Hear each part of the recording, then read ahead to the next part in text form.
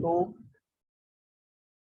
4 fundamental forces में से सबसे पहला आपने, है ना, सीक्वेंस आपने जो भी लिखा है वो ठीक है, आपने शायद ग्रेविटेशनल फोर्स फर्स्ट लिखा है, देन इलेक्ट्रोमैग्नेटिक फोर्स, उसके बाद strong nuclear force, then weak nuclear force. 4 fundamental forces जो नेचर में एग्जिस्ट करते हैं। इसमें सबसे स्ट्रेंथ ज्यादा किसकी है, सबसे पावरफुल कौन है? तो सबसे ज्यादा स्ट्रेंथ होती है स्ट्रॉन्ग न्यूक्लियर फोर्स की। उसके बाद थोड़ा कम स्ट्रॉन्ग कौन है? Electromagnetic force. उससे कम स्ट्रॉन्ग कौन है? Week nuclear force. और सबसे वीक कौन है? Gravitational force. ये इसलिए बता रहा हूँ क्योंकि आप नाम से कभी कंफ्यूज नहीं हो। वीक न्यूक्लियर फोर्स में वर्ड लिखा हुआ ना वीक, तो वो इसका मतलब सबसे वीक नहीं है, वो सेकंड नंबर का वीक है। सबसे वीक कौन है? Gravitational force. इसीलिए ये नोट करके मैं लिखवा रहा हूँ। तो आप लिख लें इसमें relative strength, relative strength of the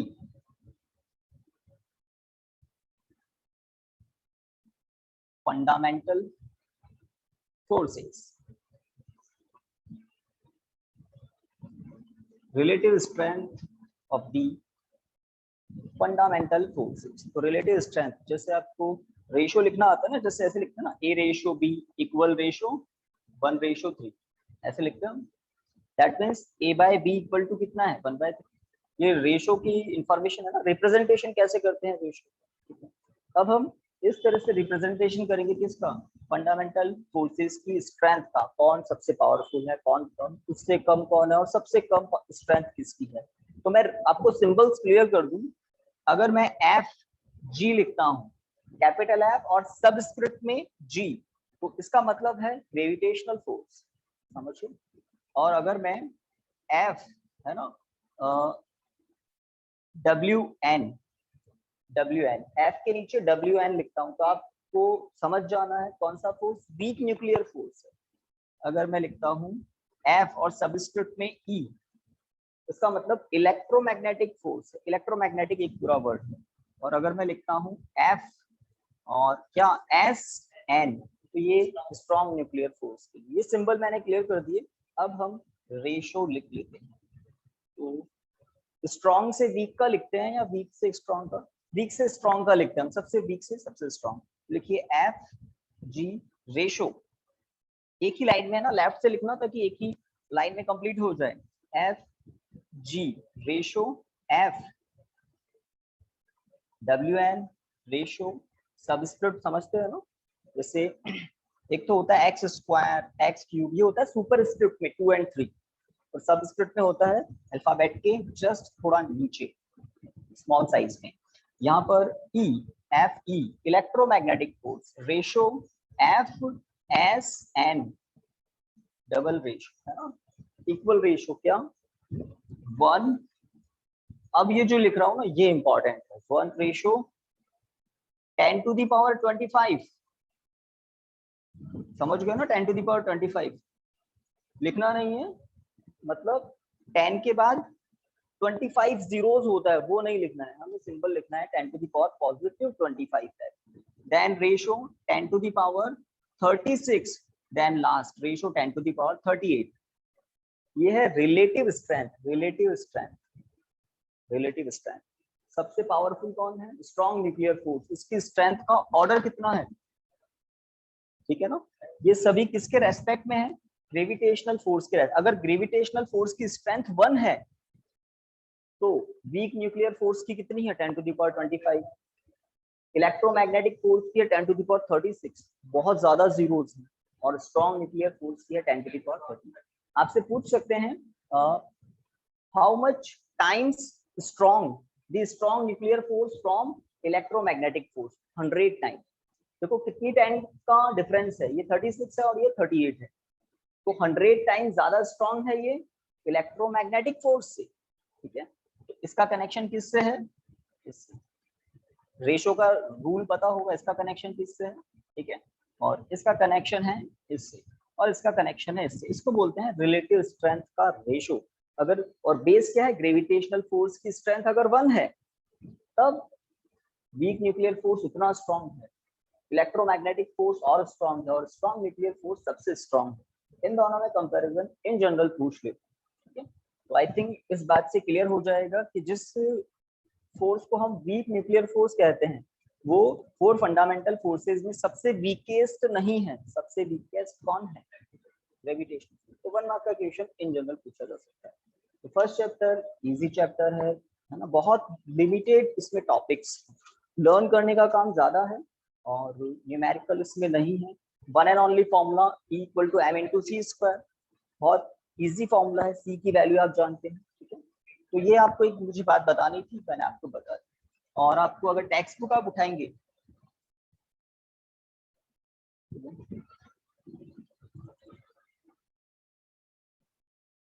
कोई व्हीकल था क्या? आवाज कहाँ से थी? किसकी? यहाँ से पास हुई थी भाई, मैंने ये कान में लगाया हुआ है, मुझे लगा ये नॉइज आ कहाँ से आ। चलिए, तो फ्रेश चैप्टर स्टार्ट करते हैं।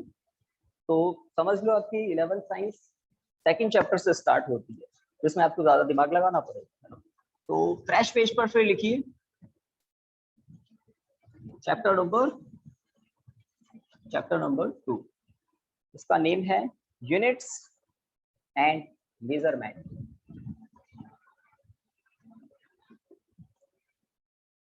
Units and measurement.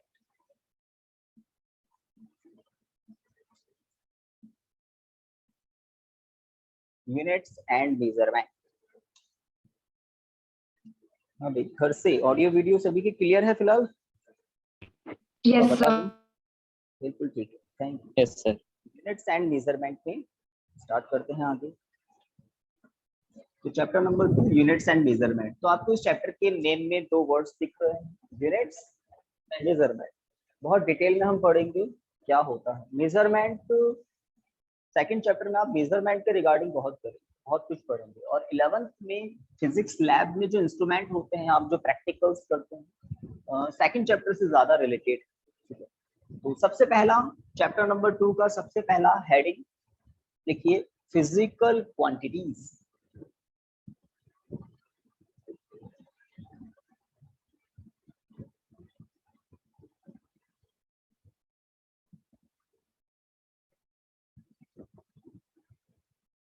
Physical quantities.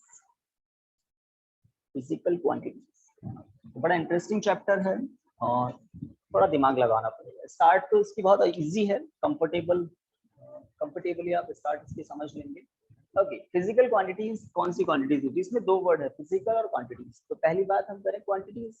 तो क्वांटिटीज 2 होती है, फिजिकल, नॉन फिजिकल। फिजिकल भी होती है, नॉन फिजिकल भी होती है। हम पहले बात करेंगे फिजिकल क्वांटिटीज, और आपके सिलेबस में फिजिकल क्वांटिटीज ही है, नॉन फिजिकल होती ही नहीं है फिजिक्स में, है ना। अब फिजिकल क्वांटिटीज क्या होती है तो बहुत इजीली आप समझ जाएंगे। यूनिवर्स में वो सभी quantities, all the quantities in universe which represented by some numerical value and that can be measured directly or indirectly। तो वो सभी क्वांटिटीज जिनकी कुछ न्यूमेरिकल वैल्यू होती है, फर्स्ट थिंग, उनका मेजरमेंट पॉसिबल होता है आइदर डायरेक्टली और इनडायरेक्टली, वो सभी होती है फिजिकल क्वांटिटीज। बहुत सारे एग्जांपल इसमें होते हैं, लाइक लेंथ, टाइम, है ना, temperature, mass, speed, acceleration, force, है ना, प्रेशर। बहुत सारी फिजिकल क्वांटिटीज होती है जिनका फिजिक्स में मेजरमेंट होता है। इनको किसी न्यूमेरिकल वैल्यू से एक्सप्रेस किया जा सकता है, रिप्रेजेंट किया जा सकता है। और कुछ क्वांटिटीज ऐसी होती है जो फिजिकल नहीं होती है, नॉन फिजिकल होती है। जैसे फिजिकल क्वांटिटीज के एग्जांपल बताया मैंने आपको, लेंथ, टाइम, टेम्परेचर, मास, एक्सेलरेशन, फोर्स, है ना, प्रेशर। बहुत सारी और भी होती है, थाउजेंड्स ऑफ फिजिकल क्वांटिटीज हम बता सकते हैं जिनका मेजरमेंट पॉसिबल है आइदर डायरेक्टली और इनडायरेक्टली। उनको हम रिप्रेजेंट कर सकते हैं न्यूमेरिकल वैल्यू और उसके साथ यूनिट भी लिखकर। बट कुछ ऐसी फिजिकल क्वांटिटीज, कुछ ऐसी क्वांटिटीज, फिजिकल वर्ड यूज नहीं लेंगे, कुछ ऐसी क्वांटिटीज होती है जिनका मेजरमेंट पॉसिबल नहीं, जिनको किसी नंबर, किसी न्यूमेरिकल के साथ, किसी नंबर से रिप्रेजेंट नहीं किया जा सकता है। जैसे जो ह्यूमन बीइंग्स होते हैं उनमें फीलिंग्स होती है बहुत सारी, है ना, बहुत सारी होती है। बहुत सारी फीलिंग्स के आप नाम बता सकते हैं, जैसे एंगर होता है ना, ग्रीड होता है ना। और दूसरी बात कहूँ, जैसे पर्सन जो ह्यूमन बींग्स होते हैं, आपने सुना होगा गुड कर्मास बैड कर्मास होते हैं, बट आज तक उसको कोई नंबर में रिप्रेजेंट नहीं कर पाया है। कोई ऐसा इंस्ट्रूमेंट नहीं है जो इनको मेजर कर सके, ह्यूमन बींग्स के थॉट्स को, फीलिंग्स को, गुड कर्मास को, बैड कर्मास को। कुछ क्वांटिटीज होती है, ऐसा लोग कहते हैं, बट उनका मेजरमेंट आज तक नहीं हो सका, उनको किसी नंबर से रिप्रेजेंट नहीं किया जा सका। तो वो फिजिकल क्वांटिटी, वो क्वांटिटी फिजिकल क्वांटिटी नहीं है।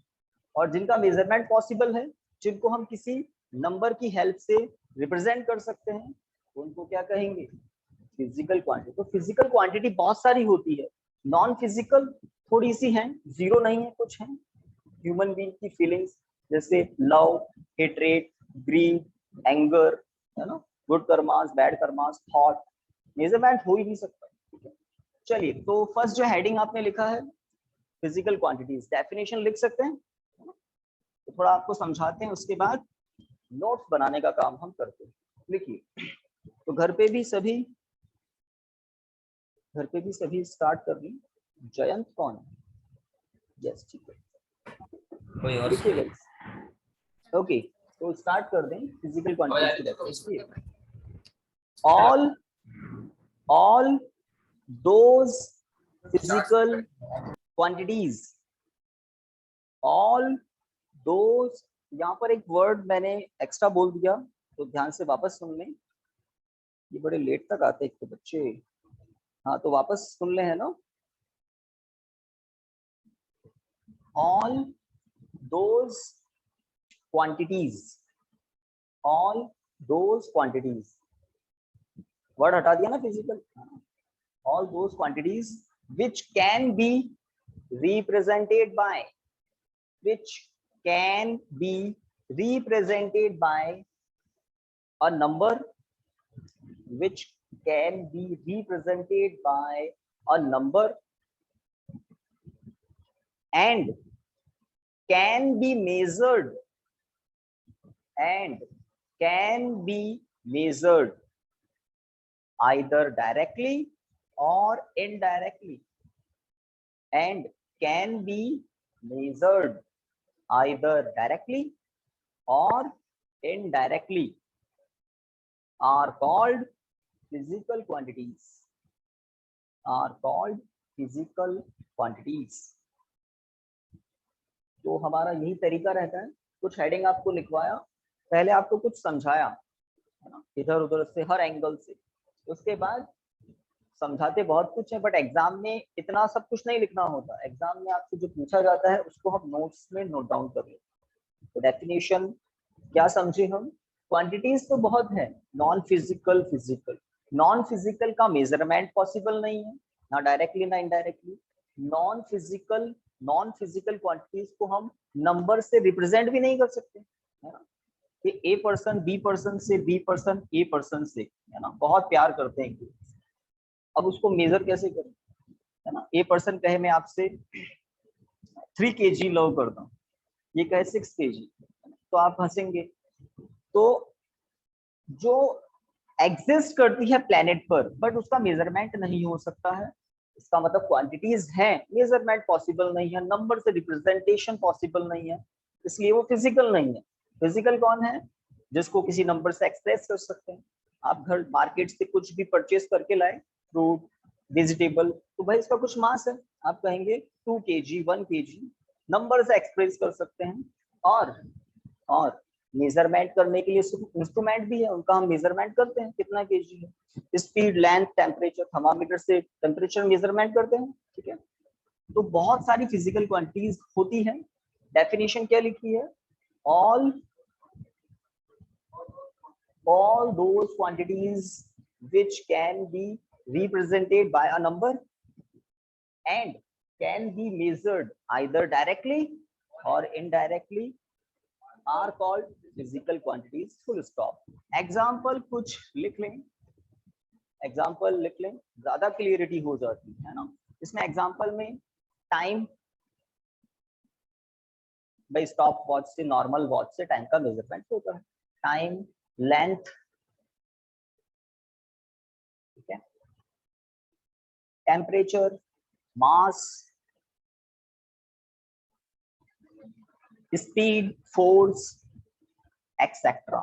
स्पीड, फोर्स एक्सेट्रा बहुत होती है, सारे एग्जांपल तो हम पॉसिबल नहीं है ना, एक पेपर भर जाएगा, हंड्रेड्स ऑफ फिजिकल क्वांटिटीज होती है। ओके, तो कितनी लिखी, 4-5 कुछ लिखी ना। तो ये जो आपने लिखी है ना, इन फिजिकल क्वांटिटीज को हम किसी नंबर से रिप्रेजेंट कर सकते हैं, इनका मेजरमेंट होता है, इंस्ट्रूमेंट्स हैं या डायरेक्ट भी हम कर सकते हैं। ओके, जैसे कौन सी लिखी, टाइम का मेजरमेंट होता है वॉच से, और क्या है, लेंथ का मेजरमेंट होता है स्केल से, मीटर से, स्केल से, है ना। टेम्परेचर का मेजरमेंट होता है थर्मामीटर से, आजकल तो थर्मल डिटेक्टर आ गए, फटाफट फ्रैक्शन ऑफ सेकंड में कर देते हैं। मास का मेजरमेंट होता है, वेटिंग मशीन है, होता है। स्पीड का मेजरमेंट भी होता है, लेंथ और टाइम का मेजरमेंट, अगर किसी व्हीकल ने कितना डिस्टेंस कवर किया, उस डिस्टेंस का पता लगा लिया आपने इन मीटर, और ऑब्जेक्ट को डिस्टेंस कवर करने में कितना टाइम लगा उसका मेजरमेंट कर लिया, है ना। तो आप स्पीड का मेजरमेंट कर सकते हैं, ऐसे ही करेंगे ना, x/t। तो उसको बोलते हैं इनडायरेक्ट। कुछ चीजों का मेजरमेंट डायरेक्ट होता है, स्पीड का कैसे हुआ, इनडायरेक्ट। आपने डिस्टेंस डायरेक्ट मेजर किया होगा किसी तरीके से, आपने टाइम डायरेक्ट मेजर किया किसी इंस्ट्रूमेंट से, और इन दोनों को इस फॉर्मूले में पुट कर दिया, स्पीड आ गई इनडायरेक्ट। तो वो सभी फिजिकल क्वांटिटीज जिनका मेजरमेंट पॉसिबल है, आइदर डायरेक्टली और इनडायरेक्टली, वो सभी क्या होती है, फिजिकल क्वांटिटीज, और उनको हम किसी नंबर से एक्सप्रेस कर सकते हैं।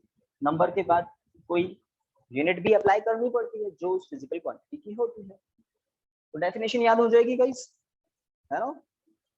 ओके, घर से सभी ने एग्जांपल लिख लिए, ऑडियो वीडियो क्लियर है? Yes sir. सर। है ना, पीछे रह जाए तो पूछ लें। ओके, आगे लिखिए।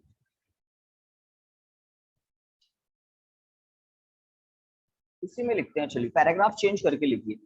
There are two types of physical quantities. There are two types of physical quantities. इसी में लिख लीजिए, है ना।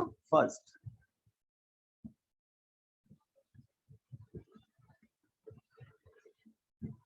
क्या लिख रहा है, फंडामेंटल।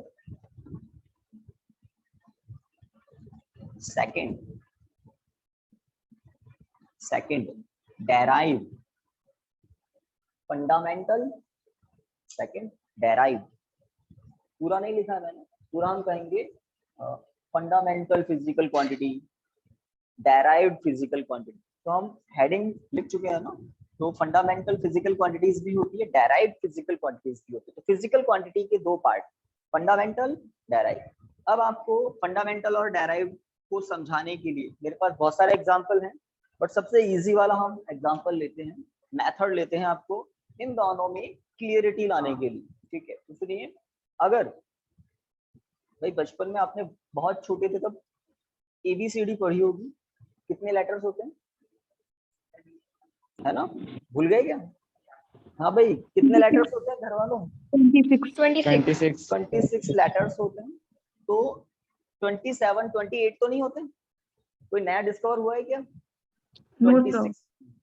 26 ही हैं, बट इन 26 अल्फाबेट से बहुत सारे वर्ड्स होते हैं। आपसे पूछ लूं कितने वर्ड्स हैं, आप नहीं बता पाएंगे, डिक्शनरी काउंट कर लेंगे, नेट पर सर्च करेंगे, हर कुछ दिनों में, महीनों में, सालों में कोई नया वर्ड्स, है ना, जनरेट हो जाता है, नया वर्ड्स डिस्कवर हो जाता है। तो अल्फाबेट्स लिमिटेड हैं, 26 अल्फाबेट्स लिमिटेड है, इतने सालों से लिमिटेड ही है, बट उनसे बनने वाले वर्ड्स नॉन लिमिटेड है, लिमिटेड नहीं है, नए भी बन जाते हैं। तो वैसा ही कुछ यहाँ पर है, फंडामेंटल फिजिकल क्वांटिटीज फाइनाइट है, लिमिटेड है, आपको लर्न भी करनी पड़ेगी, बकायदा हम यहाँ चार्ट भी बनाएंगे। बट डेराइव्ड फिजिकल क्वांटिटीज बहुत सारी है, बहुत सारी। फंडामेंटल तो फिक्स है, लर्न भी करनी है आपको, डेराइव्ड फिजिकल क्वांटिटीज बहुत सारी। अब एक और बात, वर्ड्स किससे बनते हैं? 26 अल्फाबेट से ही तो बनते हैं, हर वर्ड्स में कोई ना कोई अल्फाबेट है। तो उसी तरह से डेराइव्ड फिजिकल क्वांटिटीज डिपेंड करती है किस पर, फंडामेंटल फिजिकल क्वांटिटी। ठीक है, वर्ड किस पर डिपेंड करता है, अल्फाबेट्स पर। वर्ड अल्फाबेट से बनता है, डेराइव्ड फिजिकल क्वांटिटीज फंडामेंटल से बनती है। फॉर एग्जांपल अभी थोड़ी देर पहले आपको बताया था, स्पीड एक फिजिकल क्वांटिटी है या नहीं है, तो आंसर है yes, speed fundamental, speed physical quantity है बट फंडामेंटल नहीं है। क्यों नहीं है, क्योंकि ये दो फिजिकल क्वांटिटी पर डिपेंड करती है, डिस्टेंस और time. Distance upon time speed होता है ना, लेंथ अपॉन टाइम क्या हो सकता है। तो डिस्टेंस किसी पर डिपेंड नहीं करती, डिस्टेंस फंडामेंटल है। टाइम किसी पर डिपेंड नहीं करता, टाइम फंडामेंटल। कितनी है वो तो एक साथ बताऊंगा मैं। तो फंडामेंटल फिजिकल क्वांटिटीज वो फिजिकल क्वांटिटीज होती है जो और किसी पर डिपेंड नहीं करती, इट्स सेल्फ डिफाइंड है।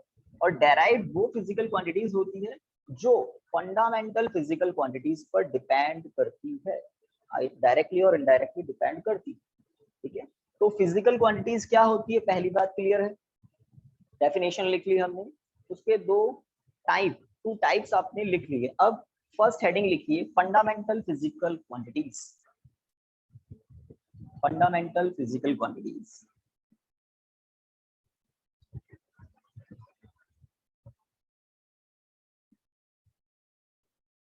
Fundamental physical quantities. इसके अंदर डेफिनेशन लिखते हैं। तो अल्फाबेट्स के एग्जांपल से मैंने आपको बात बताई कि अगर हम ए बी सी की बात करें, जैसे 26 अल्फाबेट्स में से मैंने मान लो ई अल्फाबेट ले लिया, तो ई अल्फाबेट को मुझे लिखने के लिए और किसी अल्फाबेट की जरूरत पड़ी है? नो। उसी तरह से फंडामेंटल फिजिकल क्वांटिटी होती है। अगर मैं लेंथ को कह दूं तो लेंथ इट सेल्फ डिफाइंड है, वो और किसी पर डिपेंड नहीं करती, वो फंडामेंटल। बट वर्ड्स की हम बात करें, इंग्लिश में वर्ड्स की हम बात करें, तो वर्ड्स अल्फाबेट्स पर डिपेंड करते हैं। तो उसी तरह से डेराइव्ड फिजिकल क्वांटिटीज होती है, वो फंडामेंटल पर डिपेंड करती है। तो पहले हम फंडामेंटल की बात कर लेते हैं। देखिए, those physical quantities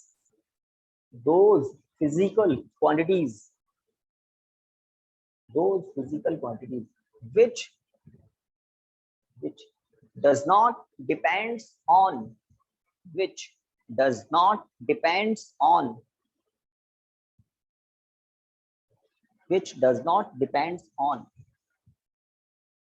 any other physical quantity, does not depends on any other physical quantity,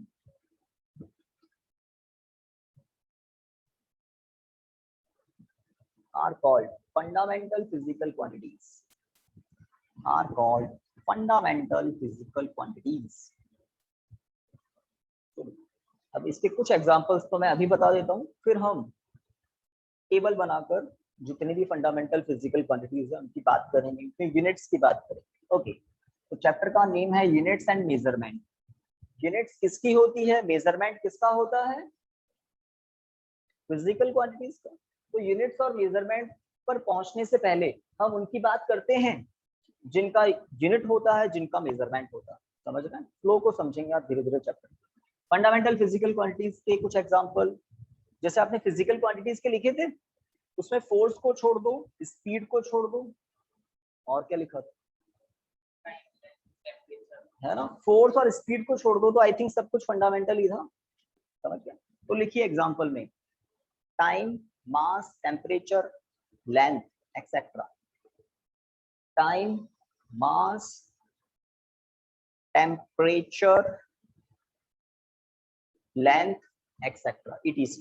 ठीक है, तो आपको थोड़ा पता भी लग रहा होगा फिजिकल क्वांटिटीज के नाम सुनकर टाइम तो किस पर डिपेंड करता है, थोड़ा बहुत तो है ना, टीचर नहीं बताए तो ही पता लग जाता है कि टाइम, हाँ टाइम तो और किसी पर डिपेंड नहीं करता, टाइम पर सब डिपेंड करता है। ऐसे ही लेंथ है, टेम्परेचर है, लेंथ, टेम्परेचर, और क्या लिखा था, टाइम, मास भी लिखा है ना। अब मास किस पर डिपेंड करेगा, वो तो खुद ही अपने आप में एक फिजिकल क्वांटिटी है।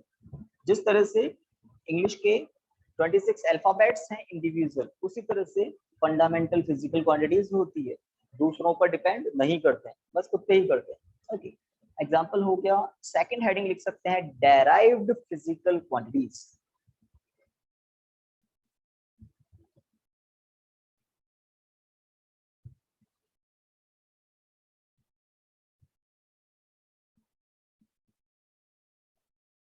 Derived physical quantities. तो अब आपको बात इजी लगेगी, फंडामेंटल का अगर पढ़ लिया है तो डेराइव्ड की बात समझ में आ जाती है। ये कौन सी फिजिकल क्वांटिटीज होती है जो अदर या दूसरी किसी फिजिकल क्वांटिटी पर डिपेंड करती है। जैसे मैंने आपको एक एग्जांपल दिया था थोड़ी देर पहले, स्पीड का, डिस्टेंस और टाइम पर डिपेंड करती है स्पीड, फंडामेंटल नहीं है, डेराइव्ड है ना। तो डेफिनेशन तो स्टार्ट कर दे लिखना।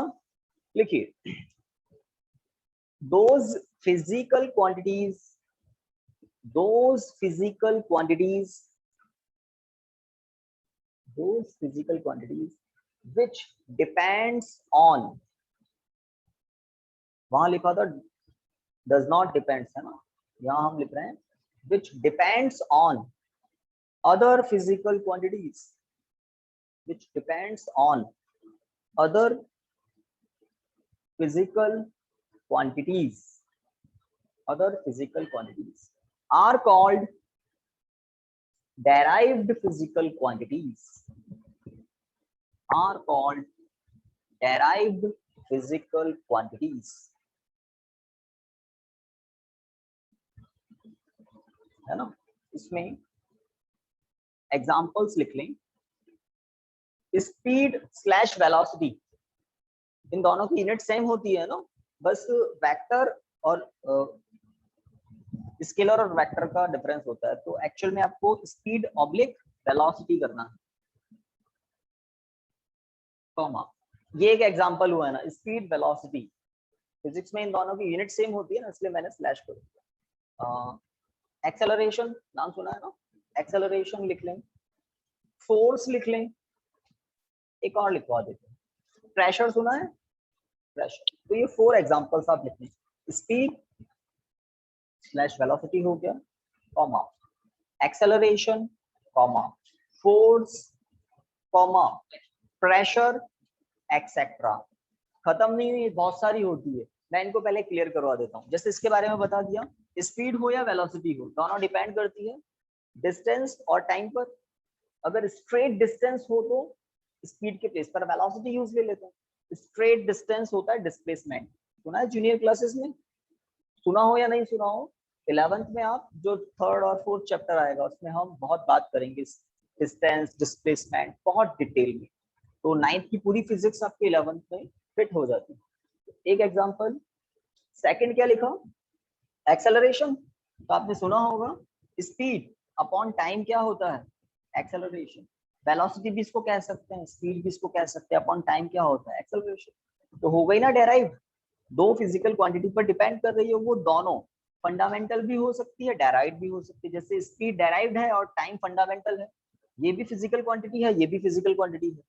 तो एक्सेलरेशन एक डेराइव्ड फिजिकल क्वांटिटी है, क्यों, क्योंकि ये दो फिजिकल क्वांटिटी पर डिपेंड कर रही है, दैट्स इट। ओके, फोर्स लिखा है, फोर्स क्या होता है, सुना है, mass into acceleration, 9th class में, मास इनटू एक्सेलरेशन फोर्स होता है। इसका मतलब फोर्स डेराइव्ड फिजिकल क्वांटिटी है, ये इन दोनों पर डिपेंड कर रही है, मतलब डेराइव्ड है। और प्रेशर लिखा है, प्रेशर होता है फोर्स अपॉन एरिया, सुना है ना, फोर्स अपॉन एरिया प्रेशर होता है इन पास्कल, तो फोर्स एक फिजिकल क्वांटिटी है, एरिया दूसरी फिजिकल क्वांटिटी है ना।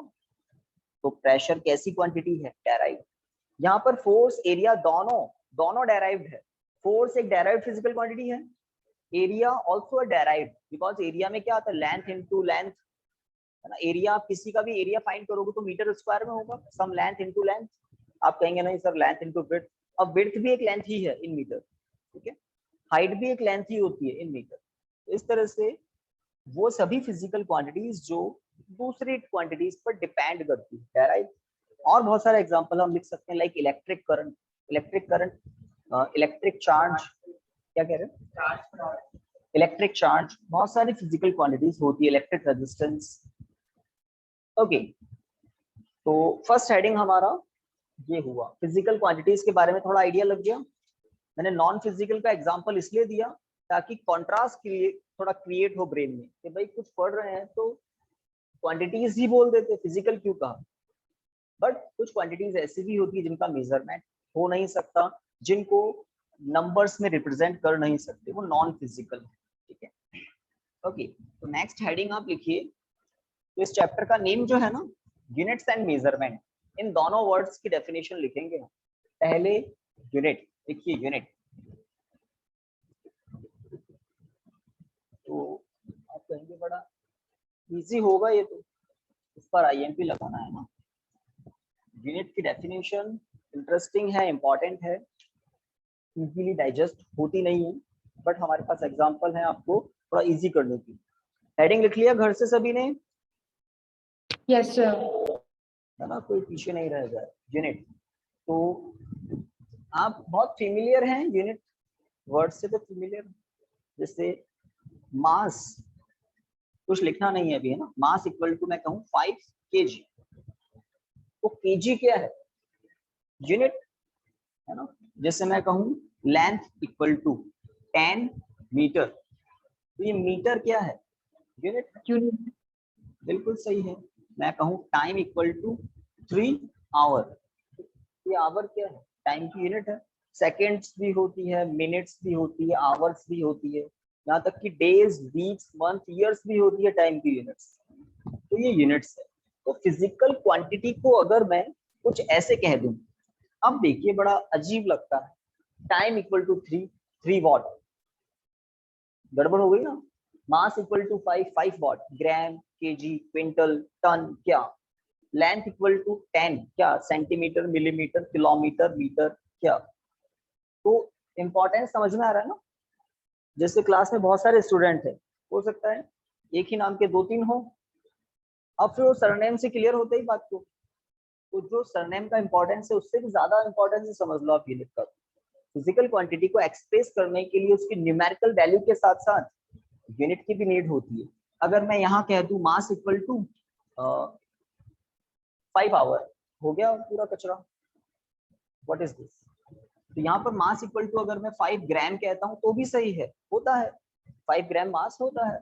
अगर मैं 5 kg कहता हूँ तो भी बात समझ में आती है। लेंथ इक्वल टू आपको कह दें 10 kg, तो गड़बड़ हो गया, समझ में। तो यूनिट का इंपॉर्टेंस है, यूनिट का इंपॉर्टेंस। तो थोड़ा सा समझाएं आपको, अभी बहुत समझाना है यूनिट। आईएमपी लगाया है ना, तो लिखिए definition. Definition, to major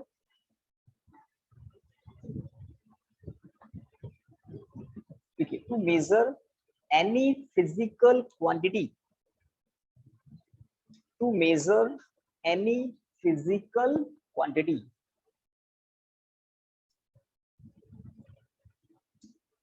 a fixed standard amount, a fixed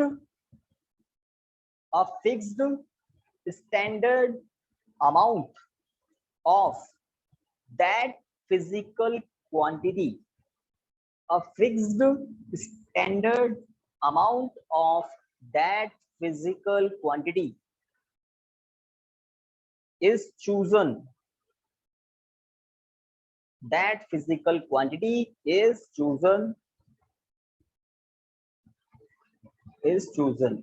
तो मुझे थोड़ा बता दो, स्टार्ट कहां से किया था? To measure any physical quantity, to measure any physical quantity, a fixed standard amount of that physical quantity is chosen, which is called unit, which is called unit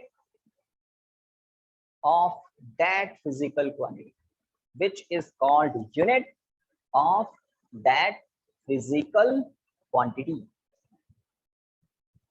unit of that physical quantity, full stop, inverted comma, close. अब definition को थोड़ा digest करना है। अभी मैंने definition नहीं समझाई, अभी मैंने यूनिट का इंपॉर्टेंस बताया आपको कि अगर यूनिट नहीं लिखते हैं तो चीजें क्लियर नहीं होती, अनसर्टेनिटी आ जाती। अब यूनिट को समझते हैं। जैसे एक बहुत बड़ा सा ब्लॉक है, आइदर मेटेलिक और नॉन मेटेलिक, उसका बहुत सारा मास। एक बड़ा सा ब्लॉक है, जैसे आपने देखे होंगे मार्बल के स्लैब्स होते हैं, मेटेलिक हो सकता है, नॉन मेटेलिक हो सकता है, तो इसका कुछ ना कुछ मास जरूर होगा। इसका मेजरमेंट करने के लिए क्या किया जाता है? अगर हम एक स्टैंडर्ड ऐसा ब्लॉक ले लें स्टैंडर्ड, तो यहाँ पर मास है, तो इस ब्लॉक का भी क्या होगा, कुछ मास ही होगा ना। तो मास क्या है, एक फिजिकल क्वांटिटी। मास कैसी फिजिकल क्वांटिटी है, फंडामेंटल या डेराइव्ड? फंडामेंटल। धीरे धीरे आप जल्दी जवाब देंगे। मास कैसी फिजिकल क्वांटिटी है, फंडामेंटल। कुल मिलाकर मास एक फिजिकल क्वांटिटी है। हम किसकी डेफिनेशन को अंडरस्टैंड कर रहे हैं, यूनिट की डेफिनेशन। अगर आप मास के लिए यूनिट की डेफिनेशन समझ लेंगे तो किसी भी फिजिकल क्वांटिटी के लिए समझ लेंगे, किसी भी फिजिकल क्वांटिटी के।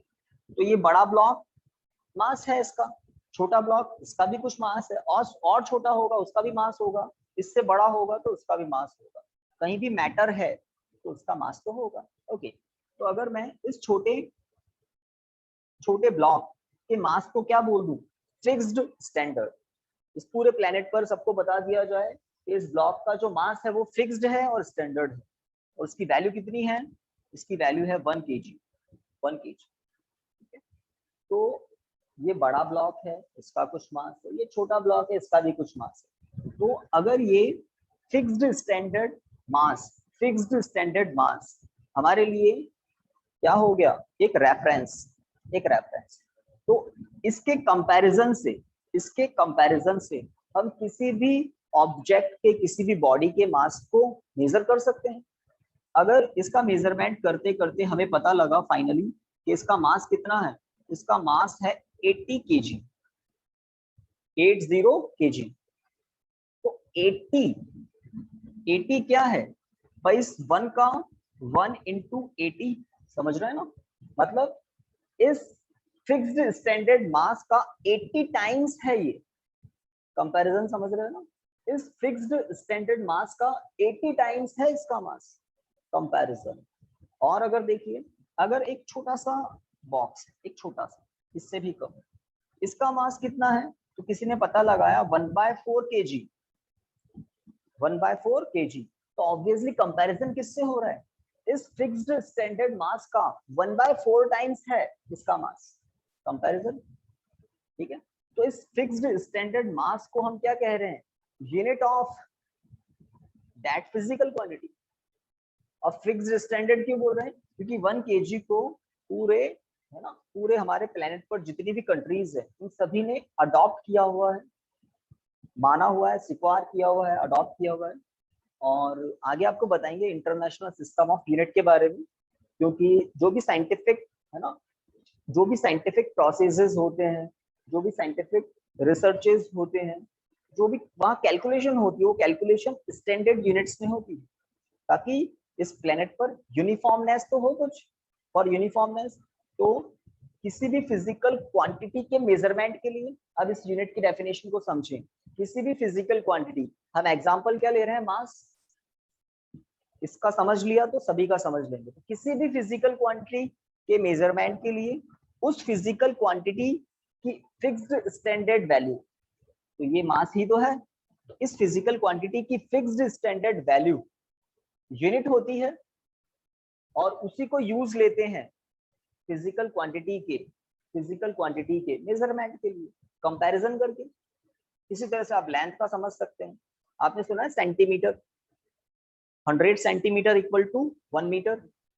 तो 1 सेंटीमीटर क्या है, unit of length. 1 metre is also another unit of length. 1 kilometre is also a big unit of length.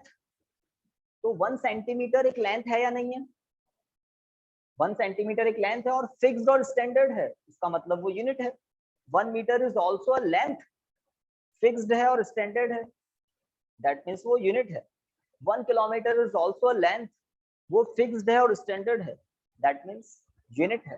ठीक है, तो यूनिट की डेफिनेशन इस तरह से आप समझ सकते हैं, किसी भी फिजिकल क्वांटिटी के मेजरमेंट के लिए, किसी भी टेम्परेचर हो, टेम्परेचर में आप थर्मामीटर देखा है या नहीं देखा है, उसमें मार्किंग होती है 1 डिग्री 2 डिग्री।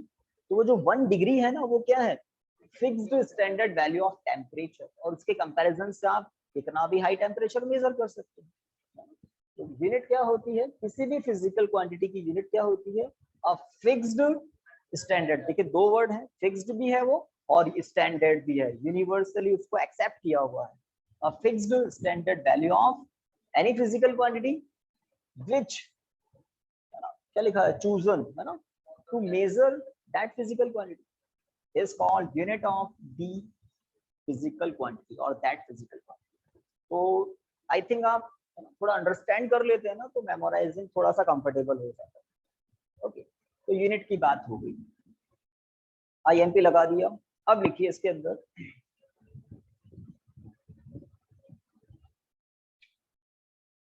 देखिए, एज वी डिस्कस्ड, इसके अंदर पैराग्राफ चेंज करके लिखिए, as we discussed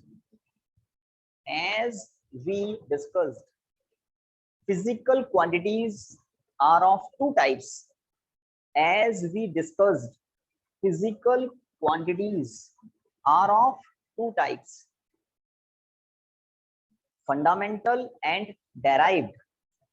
Fundamental and derived. Similarly, continue लिखते जाए ना, as we discussed, physical quantities are of two types, fundamental and derived. Full stop. Similarly, units are also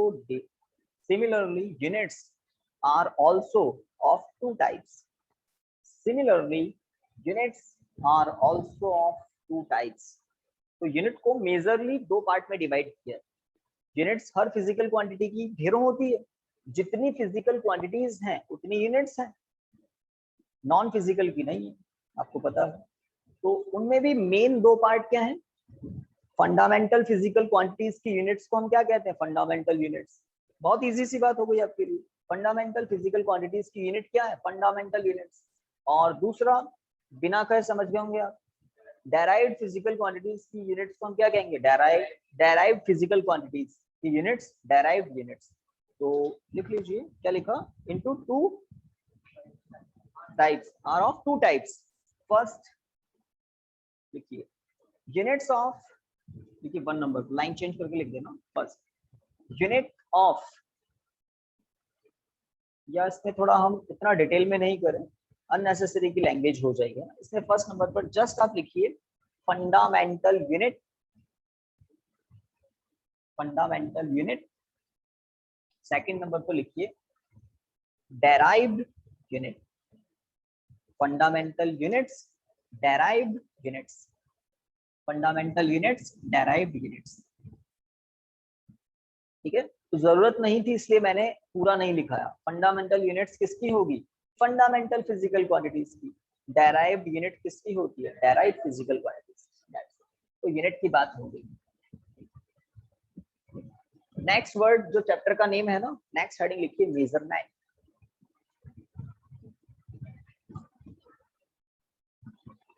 measurement. चलिए अब मैं थोड़ा समझाना कम करता हूँ, आप में से चांस देते हैं, आप में से कोई बताना चाहेगा अपने वर्ड्स में मेजरमेंट क्या होता है, आपको खड़ा कर दें और समझाने के लिए क्लास। एक्सप्लेन मेजरमेंट, मेजरमेंट क्या होता है, किसका होता है वो तो क्लियर है, फिजिकल क्वांटिटी का होता है, नॉन फिजिकल का तो होता ही नहीं है। मेजरमेंट क्या चीज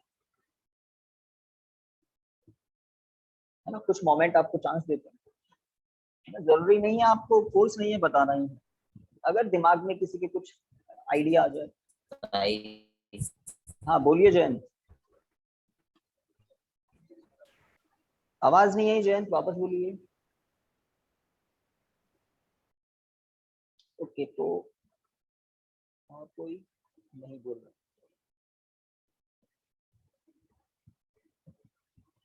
कुछ आइडिया नहीं, जबकि अभी थोड़ी देर पहले मैंने क्या कहा था, कंपैरिजन, एक वर्ड यूज लिया था ना, कंपैरिजन।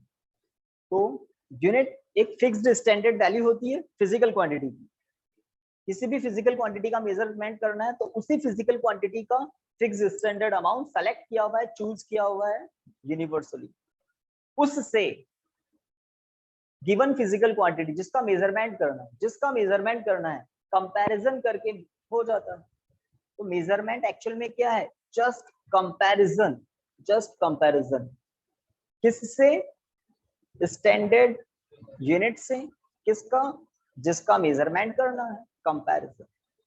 मेजरमेंट और कुछ नहीं है, जस्ट कंपैरिजन ही तो है। ठीक है, जो नंबर हम जो लिखते हैं ना, नंबर, जैसे मैंने कहा मास इक्वल टू 10 kg, तो बात समझें, हमने 1 kg को 10 टाइम रिपीट किया होगा, तब जाकर हमें 10 kg मिला, तो कंपैरिजन ही तो है, कंपैरिजन। कम भी हो सकता है हाफ kg। तो जो यूनिट है 1 kg, उसका 1/2 पार्ट ही मास है कहीं पर, जिसका मेजरमेंट करके हमने पता लगाया, मेजरमेंट करके हमने पता लगाया। तो कंपैरिजन वर्ड इंपॉर्टेंट है, कंपैरिजन लिखिए। देखिए, measurement is just a comparison, measurement is just a comparison, measurement is just a comparison of a physical quantity, of a physical quantity with its with its unit, with its unit which selected for its measurement, with its unit which selected for its measurement, which is selected for its measurement।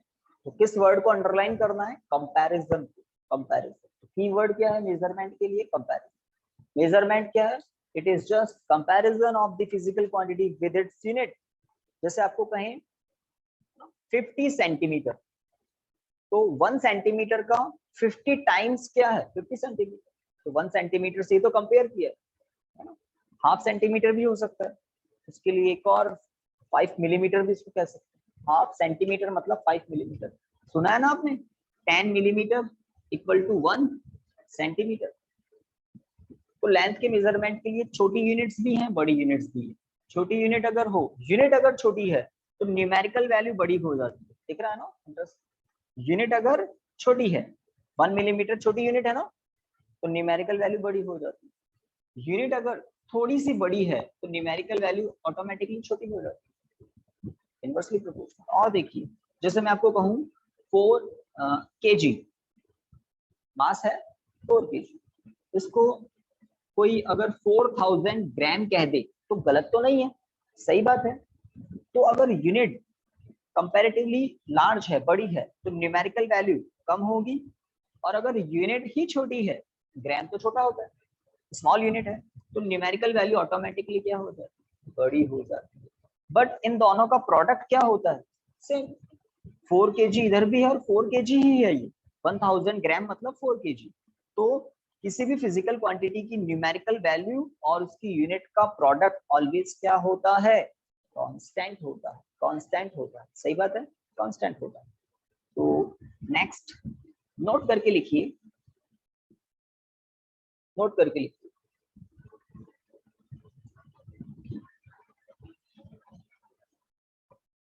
any physical quantity, any physical quantity expressed, any physical quantity expressed by the product of, expressed by the product of its numerical value and its unit, any physical quantity expressed, क्या लिखा? by the product of its numerical value and its unit, full stop।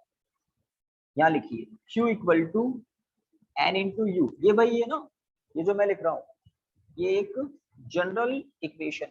Q मतलब कोई भी physical quantity, N मतलब उसकी numerical value, U मतलब उसकी unit.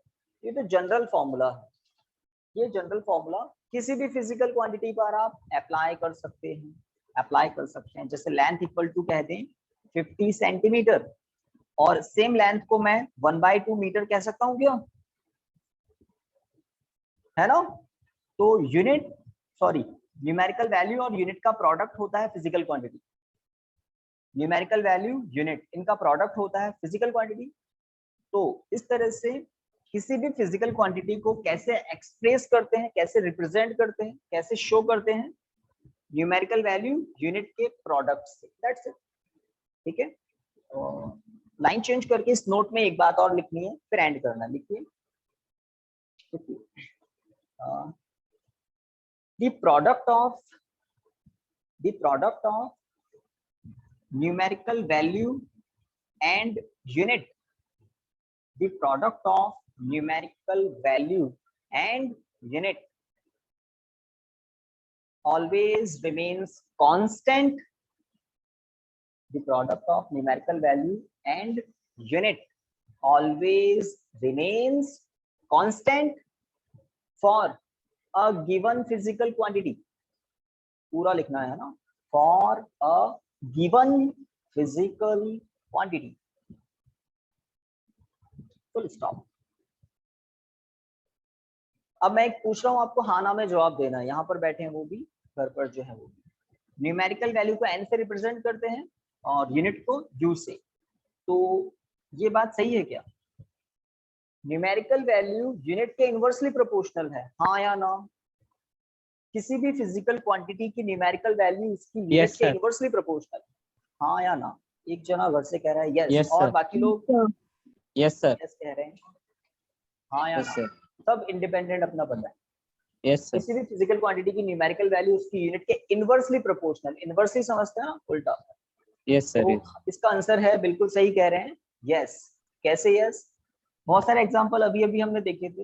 हाँ, और एक एग्जांपल ले लीजिए नया, टाइम, है ना। टाइम मैंने कहा लेट 1 मिनट, या थोड़ा ज्यादा ले लेते हैं 2 मिनट्स, और इसी टाइम को मैं 120 सेकंड्स भी कह सकता हूँ, है ना। तो अगर यूनिट कंपैरेटिवली स्मॉल है, छोटी है, भाई मिनट थोड़ी बड़ी यूनिट है, सेकंड छोटी यूनिट है, सेकंड 1 सेकंड तो छोटा ही होता है ना 1 मिनट के बाद। तो अगर यूनिट कंपैरेटिवली स्मॉल है, छोटी है, तो न्यूमेरिकल वैल्यू उतनी ही ज्यादा हो जाएगी। सही बात है। और उल्टा, अगर यूनिट बड़ी है, सेकंड के कंपैरिजन में मिनट बड़ी यूनिट है, तो न्यूमेरिकल वैल्यू छोटी हो जाएगी। तो अगर u की वैल्यू ज्यादा होती है, बड़ी होती है, तो n कम होता है, और अगर u की वैल्यू स्मॉल है, कम है, तो न्यूमेरिकल वैल्यू ज्यादा हो जाती है। बट इन दोनों का प्रोडक्ट क्या होता है? Fixed, constant for a given physical quantity. Time भी एक फिजिकल क्वांटिटी है, कौन सी? फंडामेंटल। दो ही होती है, या तो फंडामेंटल या फिर डेराइव। तो बात सही है ना? लिखिए, तो इसको लिखना है, लिखिए, नोट में ही चल रहा है ये सब कुछ। लिखिए इसके अंदर द न्यूमेरिकल वैल्यू, लिखिए लास्ट इसी में चल रहा है सब कुछ, मेजरमेंट। लिखिए the numerical value of any physical quantity. ये 1 मार्क का क्वेश्चन है, इनवर्सली प्रोपोर्शनल वाला। The numerical value of any physical quantity is inversely proportional,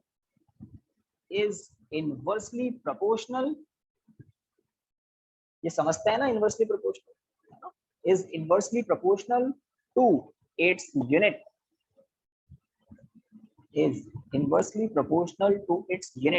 that is n is proportional to 1 upon u. 1 upon u, that means inversely proportional। यहाँ तक complete हो जाए तो मुझे इन्फॉर्म करना। और ये तो टाइम हमारा आज एक्सीड कैसे हो गया, पता ही नहीं लगा। चलिए कोई बात नहीं।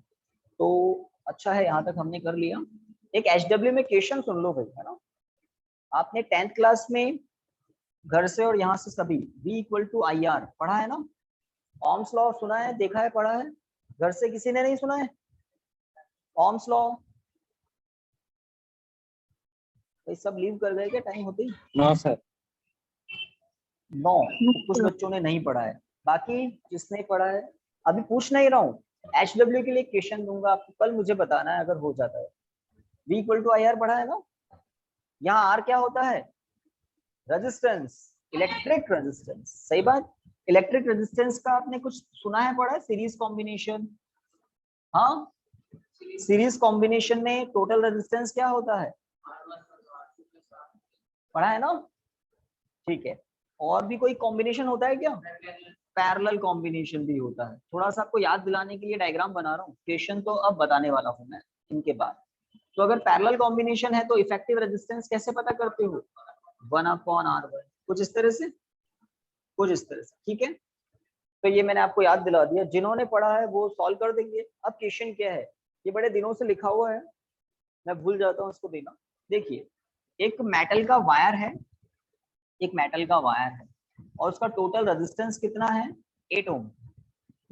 ये है question, the resistance of a metallic wire is 8 ohm, the wire is converted into a ring shape. इसके लेफ्ट एंड और राइट एंड को सर्कुलर बैंड किया और ज्वाइंट कर दिया रिंग फॉर्म में। और रिंग का कुछ तो डायमीटर होगा ना, तो रिंग के जो डायमेट्रिकली अपोजिट एंड्स हैं ए और बी, इनके बीच में इफेक्टिव रेजिस्टेंस, नया इफेक्टिव रेजिस्टेंस क्या होगा, आर डैश क्या होगा। This is the question. Metal का वायर टोटल रेजिस्टेंस 8 ओम,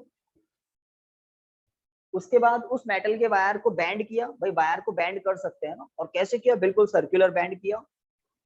अब सर्कल का डायमीटर होता है ना, तो डायमीटर के एंड है A and B end, diameter के एंड है, तो ए और बी के बीच में नया रेजिस्टेंस क्वेश्चन मार्क कर देता हूं, कितना होगा, आर डैश कितना होगा, जबकि वायर का रेजिस्टेंस गिवन है। कल बताना है ना? हो जाए तो बताना, नहीं तो जरूरी नहीं है। मैं ऐसे देख रहा हूँ कि आपने 10th में कुछ पढ़ा था या नहीं पढ़ा था, और ये तो देखा होगा जरूर आपने। चलिए, तो आज की क्लास को तो गाइस स्टॉप करते हैं, थोड़ा एक्सीड हो गया। ओके, थैंक यू स्टूडेंट्स, जो भी घर से हैं लीव कर सकते हैं। Thank you. Thank you, sir. Thank you, okay sir. Okay.